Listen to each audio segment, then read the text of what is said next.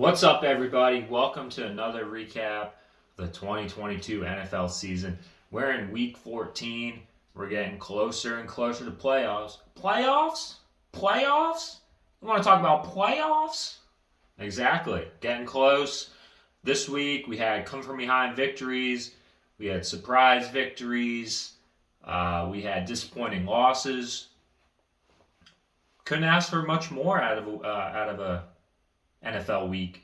So let's just get right into it. Start with Thursday night's matchup between the Raiders and the LA Rams. And you've all heard it. This is a storybook ending for Baker Mayfield. Released by the Carolina Panthers, cleared waivers on Tuesday, picked up by the Rams. Starts the game as the backup. John Walford goes in. Had a pretty bad neck injury that was bothering him. I think he played one series. Baker comes in. Now it wasn't sexy by any means, but I mean the Raiders, they're up 13-3 at one point. I mean, we're going into the fourth quarter here, and Baker says, "You know what? Everyone says I still can't play. I'm not a quarterback in this league." He's like, "Hold my beer. I'm going to do this thing." So he takes them on a 17-play drive, 9 minutes. Ends up with a Cam Akers 1-yard TD run. Now it's 16-10. Rams get the ball back after forcing a Raiders punt. Baker leaves them down. Minute 45 left. Gets the ball back. They start at their own 2-yard line. They had to go 98 yards. And he says, "No problem." 8 plays, 98-yard drive. Ends up throwing a beautiful ball to Van Jefferson for the game-winning touchdown. Rams take the victory 17-16 over the Raiders. If you're the Raiders, how do you choke this game away? Like I said, you're up 13-3 in the fourth quarter, and you got Baker who doesn't even know the offense. I think there was 10 plays maybe that they were like, "Hey, we'll just run these." The rest of it's just like, well, fuck it. I don't know. I'm just going to chuck the ball and see what happens. I mean, I'm a QB. Like, we'll see what can happen. And you allow them to beat you? Like, Josh McDaniels, like, this season's just been up and down. This is a game you had to have to stay in playoff contention, and you choked.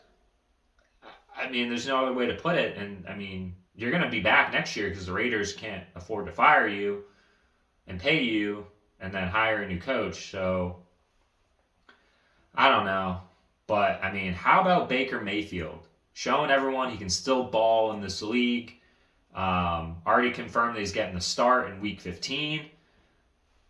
I mean, who knows? Stafford's injured. People are saying it could be more serious. Will he retire? Is this Baker's chance?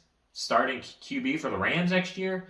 I don't know what's going to happen. But for now, let's just all enjoy it as football fans. It's truly beautiful. Again, the Rams get the come-from-behind victory over the Raiders, 17-16. We go to Sunday's matchups. We start with the Jets and the Bills. Bills just played better ball here. I mean, Mike White, he did what he could. He was getting battered around, probably had some broken ribs, having trouble breathing after the game. No one's questioning his toughness at all, but just couldn't get much done on the offensive side of the ball. Defense did what it could, held the Bills in check for most of the game, but when you have Josh Allen, I feel like most things are possible. And that's what happened this game. The Bills, they did more than the Jets. Got a good victory, and that's pretty much it. I mean, the Bills, they're still looking like true Super Bowl contenders. They get the victory over the Jets, 20-12. Next we go to the Bengals and the Browns. Deshaun Watson, you got to shake off the cobwebs. Not playing well. You score 10 points. Do you bring back Jacoby Brissett? Just say, "Hey, Watson, get your mind right, for next season." I know people are like, "Oh, get him the reps." But, I mean, wouldn't you rather win football games? And, yeah, you got the victory last week, but you didn't score an offensive touchdown. This week, you only get one. Not looking good. Browns, you decide. I mean, yes, you sign them for 5 years. Probably going to be good next year, but so far, not so good. Bengals, on the other hand, they're really rounding into form. This is the time of the year where we expect them to. The players are getting healthy. Defense is rounding, into shape, playing good. Offensive line is doing just what it needs to do to protect Burrow. Jamar Chase is healthy. He's scoring. I mean, he had himself a day. 10 catches, 119 yards, and a TD. Burrow, 2 TD passes. They're scary. I mean, this isn't a team that you want to face in the playoffs. They know how to win. And they got this victory over a divisional foe. Wasn't close. And I'm excited to see what they do in the playoffs. Real chance that they can repeat as AFC champions. Bengals, they get the victory over the Browns, 23-10. Next we go to the Texans and the Cowboys. This is an example of doesn't matter how you win, just win. The Texans, they were up. This was a back and forth game. It was 23, I think, to 17 at one point. And the Cowboys, they just, I don't know what happened. The offense wasn't in check. Dak threw a couple picks that looked ugly. But at the end of the day, he drove them down at the end of the game.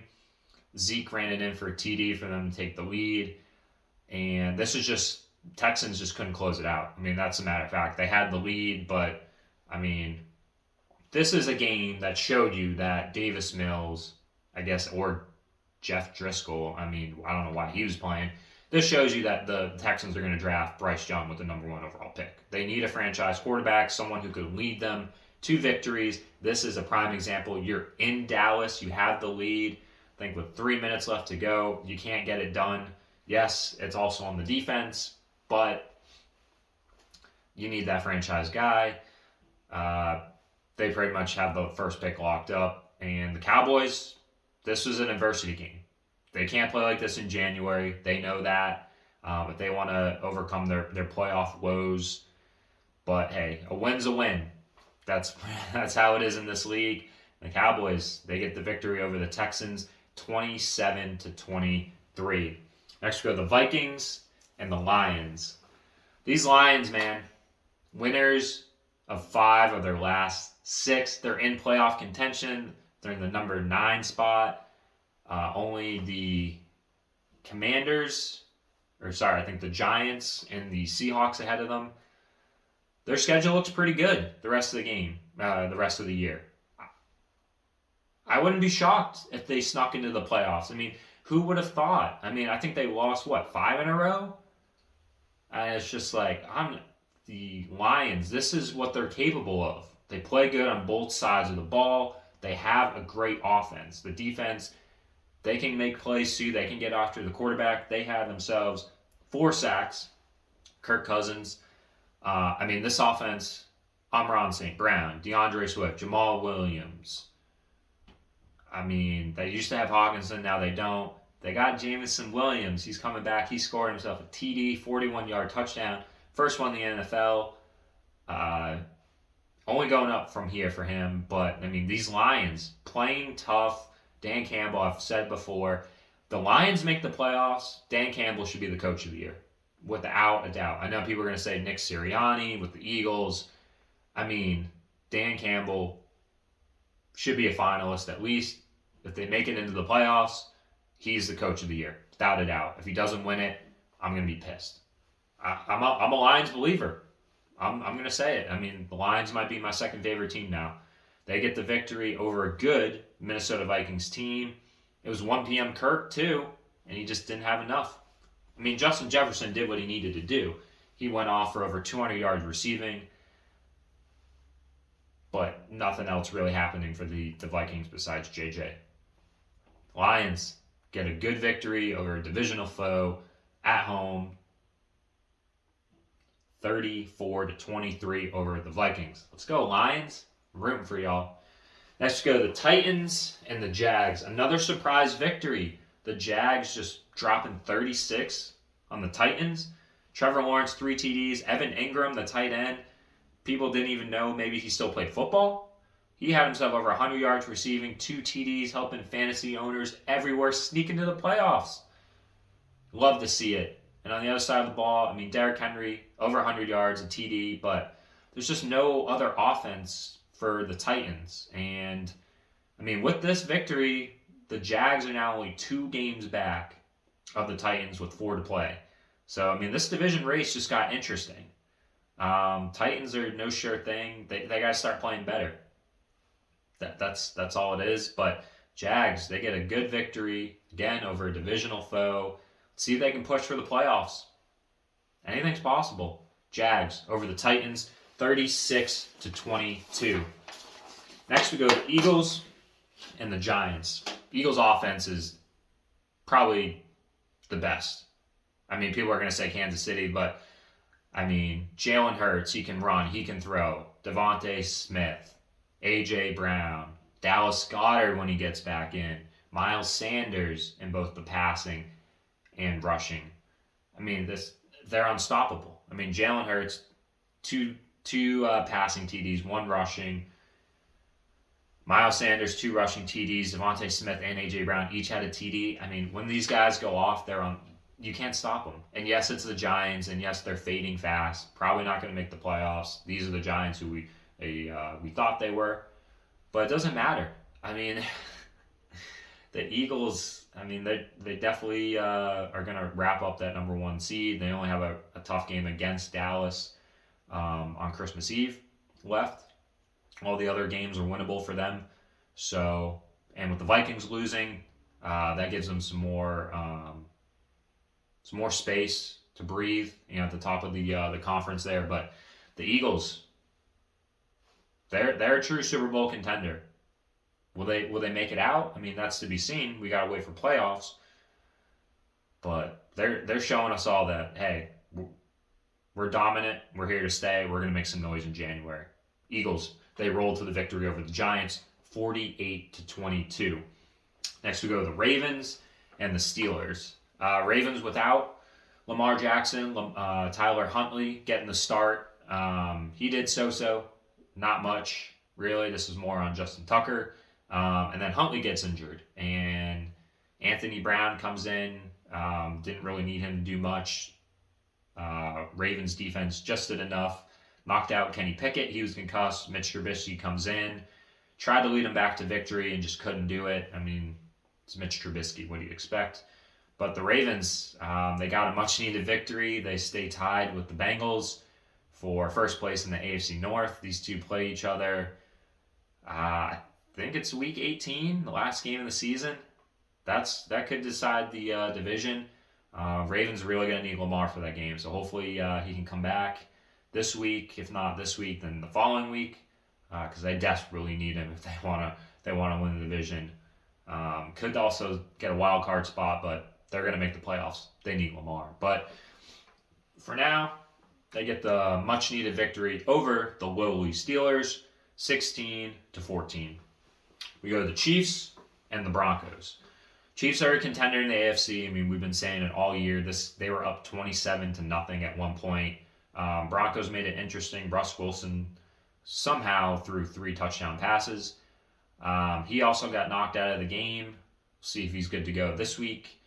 But I mean, the Chiefs, they remain in first place in the. The Bills are in first place in the AFC because the Chiefs have lost. So, but I mean, the Chiefs are going to be. They are who we are. They are who we thought they were. Good Dennis Green throwback there, but they're contenders. They're gonna play good. They might not want to play the Bengals or the Chiefs. They are the Chiefs. The Bengals or the Bills. So, but they got a shot to make the Super Bowl. Might need a little bit more from their playmakers. Obviously, Travis Kelce's going to do his thing. Jared McKinnon out of the backfield, but we need Juju. We need MVS to step up. But I mean, good for the Broncos for scoring 28 points. Almost more than doubled their season average. But it just wasn't enough. Chiefs get the victory over the Broncos, 34-28.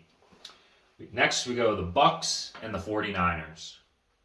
I don't know what's more impressive, the fact that Brock Purdy in his first start as 49ers QB dropping 35 on the Bucks, or the 49ers defense holding Tom Brady and the Bucks offense to 7 points. I don't know, but Brock Purdy for president. I mean, this guy is just coming out here. I mean, I said it last week. I feel you can put in any QB into Kyle Shanahan's offense, and they can just roll with it. I mean, they got the playmakers: C-Mac, Ayuk, Debo Samuel, George Kittle. I mean, this rivals the Philadelphia Eagles. You got a guy in the backfield who can catch it and run it. You got good tight end play. You got 2 good receivers. Not much you can really ask from your offense. And a QB that can manage the game, obviously, I would say Hurts is better than Purdy, but he just did enough. And I mean, when your defense is dominant, I mean, they had they held Brady in check.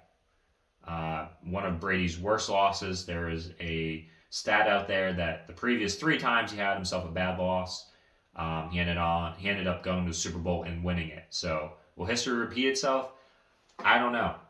But for now, Brady and the Bucks embarrassed Purdy and the Niners. Dominant victory.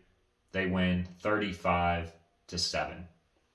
We go to the Panthers and the Seahawks. Who are these Panthers? They're dropping 30 points on the Seahawks on the road? What, like, Steve Wilkes is like, what is going on with him? I have no idea what's going on.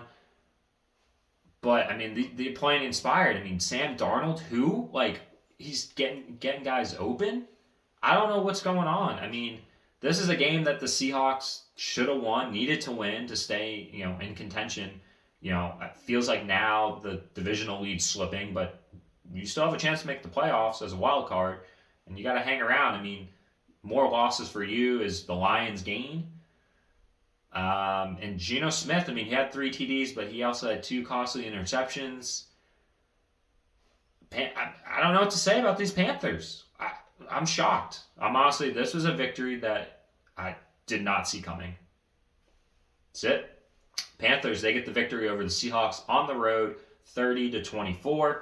We go to Sunday Night Football between the Dolphins and the Chargers. Dolphins offense just didn't really come into form here. Tua only had 1 TD pass. One of their touchdowns came on a fumble recovery by Tyreek Hill. He scored it. Tua's got to play better. Luckily, he just did enough. I got the victory in fantasy. Didn't make the playoffs in that league, but hey, you can't make it every year, unfortunately. But Chargers, on the other hand, needed the victory. They're still in playoff contention. And Justin Herbert, he's just good at football. I mean, there's just nothing else to say about him. He's just good at football. Chargers get a good victory over an AFC opponent. They win 23-17. Finally, we go to Monday Night Football between the Patriots and the Cardinals. Tough look for the Cardinals. Kyler Murray tore his ACL on the 3rd play of the game. Cost me a victory in fantasy. Luckily, I still made the playoffs in that league, but have to either rely on Daniel Jones or Russ Wilson to potentially lead me to a championship.